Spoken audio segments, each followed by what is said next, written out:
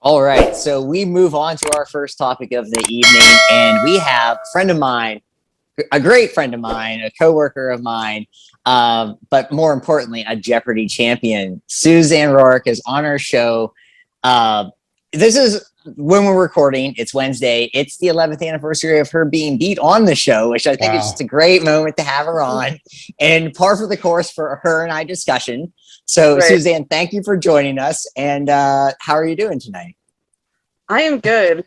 It might have been better if we'd done this yesterday when it could have been the 11th anniversary of me, actually winning Jeopardy. But hey. But that's not as fun for me. So. I know it. But, well, thank you for coming on. We're very pumped. Jeopardy we both love Jeopardy, Brendan and I. Brendan loves it more than I do, but we both love it. And we wanted to have you on the show for a while, and I've just been lazy, and I finally said, let's do this, Suzanne. So thank you for coming on. Brenton is the host, the co-host of the show, and he does all the stuff. So Brenton, Suzanne, Brenton. Nice to meet you. Formally. But we'll get right into the Jeopardy question. We are actually doing this as questions and not answers. Round.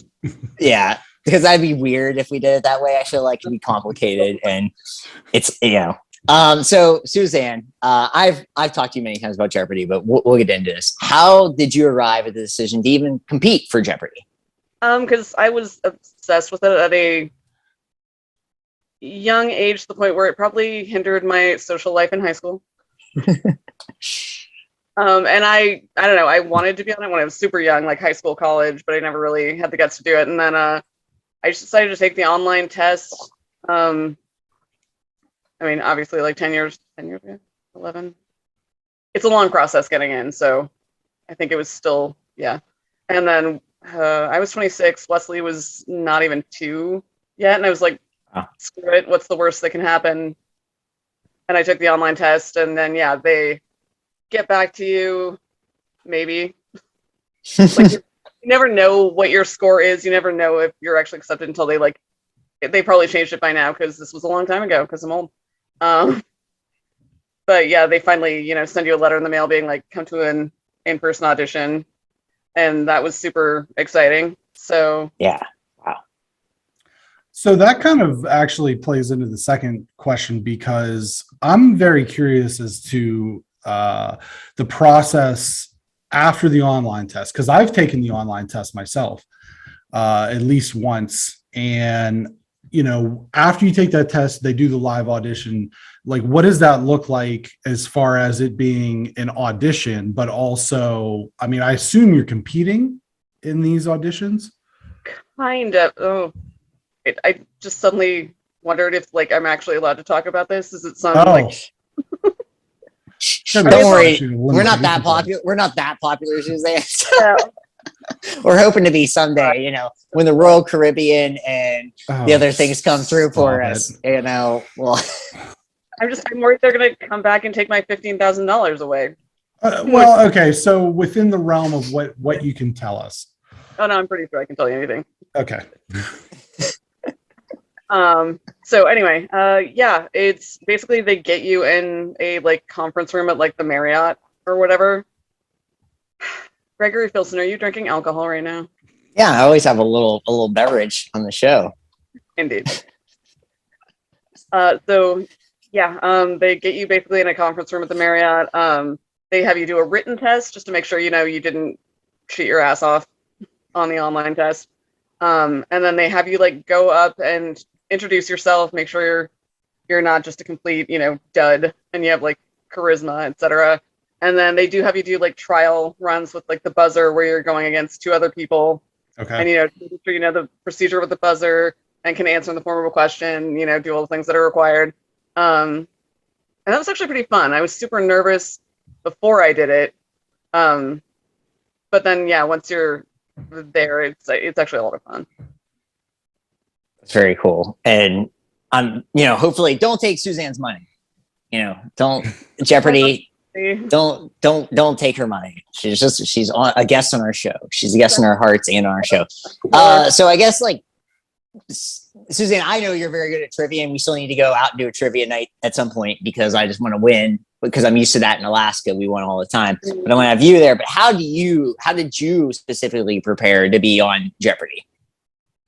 So I did like the major topics, like geography, state, country, capitals, that kind of stuff, presidents, colleges, just like all the kind of opera is a big one. Like if you look at past episodes, you can kind of judge like what are the most popular topics. Unfortunately, and you'll hate this, but I kind of left sports and colleges out of it just because I knew I was hopeless. I think that's okay though, in the sense of like, if you're really, really strong at the stuff that I think that's better than to kind of get too widespread. So I understand that. I mean, like, am I mad at you? No, but like I would probably most of the time with the sports categories, I dominate without thinking about that at all. So like, you're always going to have someone that just dominates that. But you know what I don't like? Rivers. I don't know a single damn river in this world. I can get you to the Mississippi. That's it. I got that. You know what's the best river? The Danube. Sorry. Germany. It is the best. It is the best. Right? Is it in Germany? I don't know where any river's at. I don't know. Mississippi goes throughout the entire United States. Here's what I know. And as far as knowing the categories, and Greg sent me the message about the very cool, and this is for anybody listening, the archive site of, and so I went on and looked at your, the categories, the questions, it's crazy who got each one right. Double Jeopardy, what they wagered on final, everybody's score between the rounds. It was nuts. And whoever does that, God bless them. You bring a Snickers. You bring a Snickers to that guy every day at work. You bring that guy a Snickers because or lady. Every day. It's crazy that they put that much effort into it every episode. Yes. So, but one of the categories that I noticed I can't remember if it was the first or the second show, in single or regular Jeopardy was cookies. And I'll tell you what, I knew all the answers to those right away, didn't I? Greg, you do love cookies. Greg, you didn't tell me your friend was actually going to do all the research. Oh, this guy does all the research. I'm just the ass clown on this show, Suzanne, as I am in normal life. That's actually very fair. So were there any categories that you were really hoping, like Greg said, sports for him, cookies, various flavors of ice cream for me. Was there anything in particular that you were hoping, I know that I can knock this out of the park. I hope it's up there, because like when I was a kid and we would watch this, my dad would sit there and go sport when he's going through across the categories, sports. Well, I guess I'm not getting any right. I mean, generally, I'm really strong on like geography. I'm a huge history nerd, theater, anything that's, nerdy, sci-fi, that kind of thing. You can't actually, it's annoying. Like, it's really hard to get like a video of your actual show because like so many people would want them. They don't generally do that. But one of my friends actually T-voted it back in the day. Nice. And there were some nerdy questions. Like there was a Star Wars question that like I didn't miss it. I just wasn't fast enough on the buzzer. Yeah. And you princesses. Yeah. Princess Leia. And then there was also a Princess Bride question, which I was a big fan of. I think her son's named after her nice. son Wesley. It's one of my favorite movies. And I believe I was beaten to that question, but it's been a long time. So as you wish. And that leads to this, because you brought up the buzzer. That seems to be maybe the most important thing, because it feels like everybody on that show knows their stuff. So what is that like with the buzzer, with the clicker? It's really tricky. So like there's an amount of time that you have to wait to buzz in, and if you buzz in too early, they lock you out, which pretty much screws you unless like nobody else knows the answer. And then you just have to have the timing right. And I'm not sure I had the timing perfect on the one that I won, but the other two like obviously hadn't like perfected either. I'm pretty sure the chick that I lost against in the second round, because I still came in second, like I still knew most things that she knew. But she was fast like a freak on the buzzer. She had her timing down. I'm pretty sure she practiced it like crazy, which I guess I should have done. but I was, researching facts instead. And yeah, it's really funny because you can't see the video, but like I have no chill. So like every time she beats me to an answer I know, I'm just like you can see me. And I wasn't trying to, but like. I'd love to see that. Holy crap, you were like giving her the death glare. And I'm like, oh no. I've heard that like from various contestants, like what's the one thing? Because people say like, oh, did you study this? Did you study that? And they say, no, we get out like the toilet paper rod with the spring, and that's how we practice the clicker, just like when we're sitting at home watching it, because that is the hardest, one of the hardest things to get down. This isn't one of our like written questions. I'm just going off script a little bit here.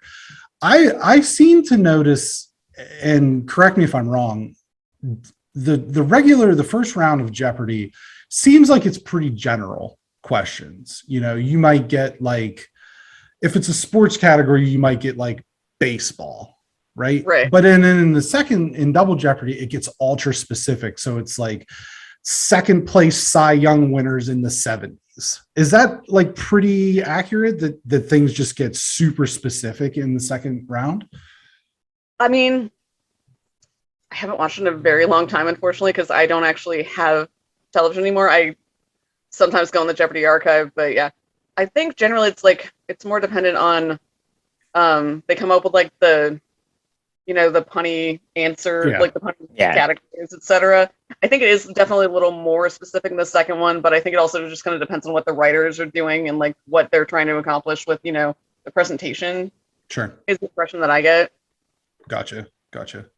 What do you okay, so like Greg alluded to, everybody who goes on that show is obviously very bright, very good at trivia, they know their stuff, but it's one thing to be able to know that information and another thing to be able to recall it with the buzzer, with the pressures of the lights and Alex freaking Trebek standing 20 feet away from you. How were you able to keep yourself calm under those conditions? Honestly, I didn't. I don't actually remember the game that I won very well. Like I got to the halftime when there was like the slight break and I was like, oh, I'm winning. And then I got to the end, I'm like trying to figure out mathematically how much to wager, and like my brain is not working. And I know there's algorithms that people study as to like the mathematics of it, and I was just like, fuck it. We're allowed to Yeah. Fuck it. This much, I'm pretty sure that will make me okay. So yeah, and then like once I won, I was like, came down from the huge adrenaline rush. But yeah, and yeah, things that I didn't even realize that I remembered. Like there was like a presidential question that was like a very obscure thing that I know I like studied like months before, but like if you'd asked me that in conversation, I would have had no idea. But for some reason, like with that adrenaline rush, they asked the question. It's like, it's that. That's awesome. And I was like, holy shit, that's right. Okay. So yeah, it was crazy. And to bounce off of that, how much time do you get to spend with? Did you get to spend with Alex Trebek, if any time? Not a lot. I mean, he comes to the room, shakes her hand, and stands for the picture that I sent you. And I think the most interaction you get is the introduction, which they give you. They basically say list 3 possible, introduction interview questions, and then you don't know which one it's gonna be. And for both of mine, he picked the most embarrassing one, and I was gonna ask you that. What are the questions? Yeah. So I don't know. Was there a transcript at all in the? No. It's just the the questions and the answers and stuff. Okay, because one of mine was about my pet rat as a child that and hid in my parents' bed. I thought it was dead, but oh my God, hiding in my parents' bed. And the only reason I knew it was alive was because I heard this ear-shattering scream. And Alex was like, it was, and when I was like, oh yeah, my dad, and he's like, no, it was your mom, right? It was your mom that screamed because your dad's in the audience right now. And I'm like, nope, it was him.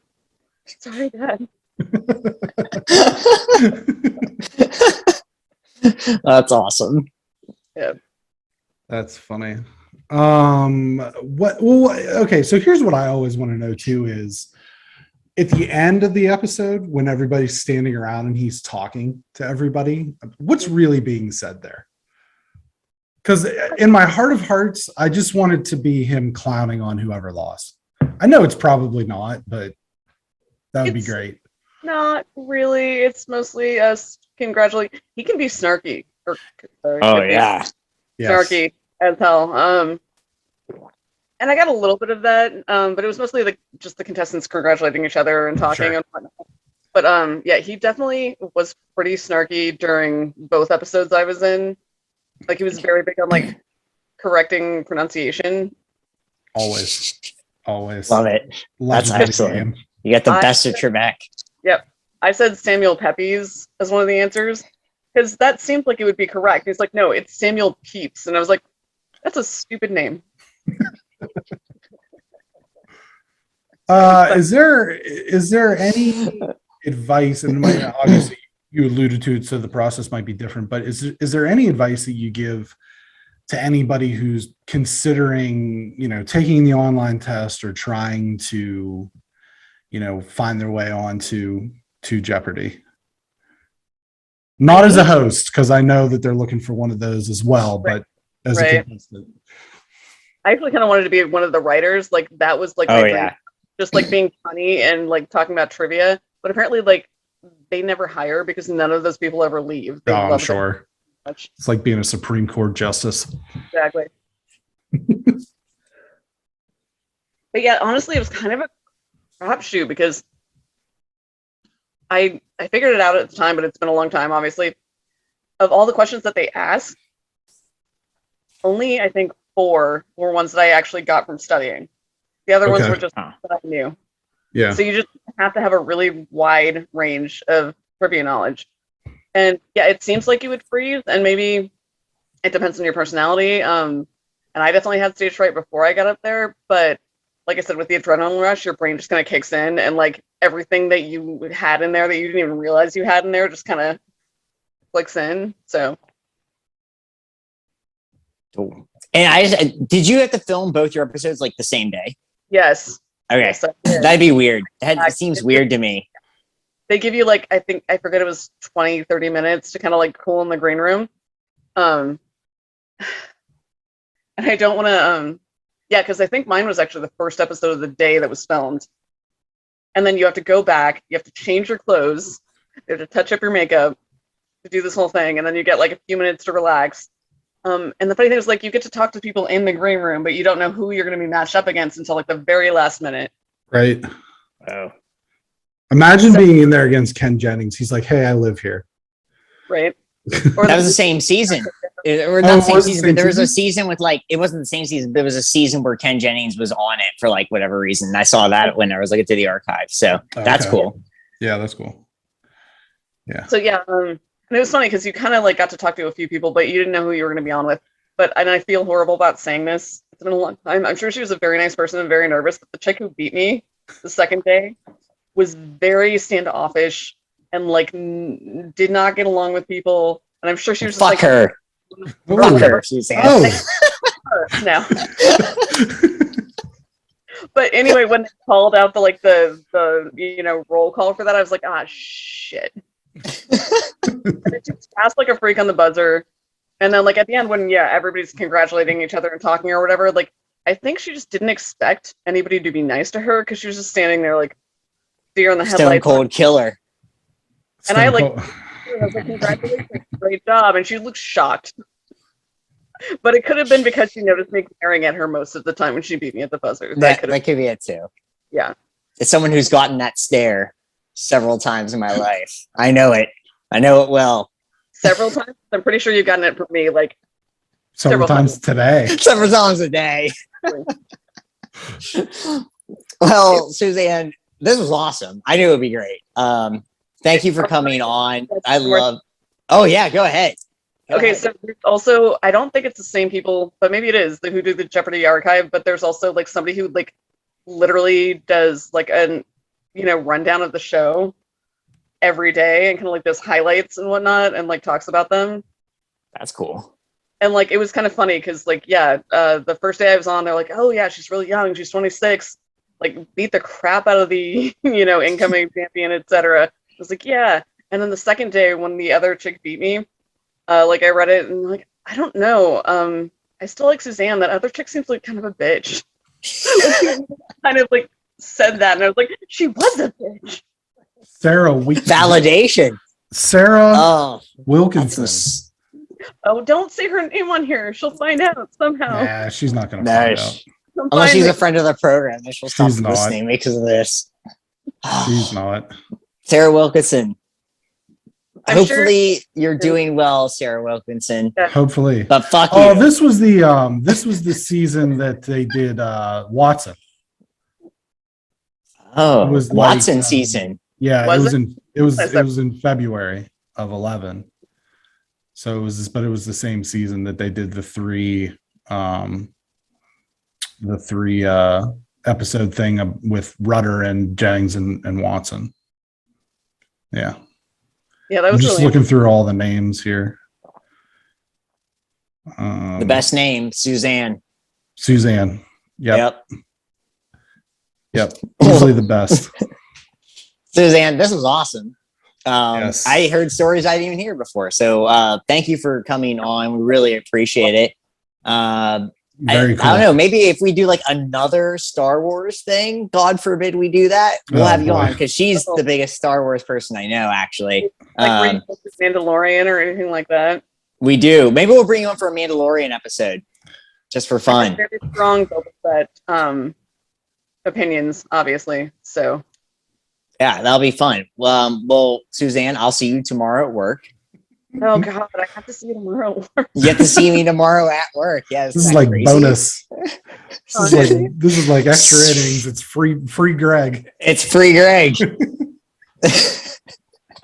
Whether you want it. Oh boy. I'll do something stupid tomorrow. Who knows what it will be? We'll wait with bated breath, I am sure. Oh, hey, remember the whole thing with the hole in the kids' room shelf Yeah. that I had to crawl into and grab people? Yeah, I mean, we could try that. we can do that. Yeah. If we see, yeah, I was going to say something. I'll say it at work tomorrow. I don't want to say it on the pod, but I'll say something. Remind me to mention this and then but yeah.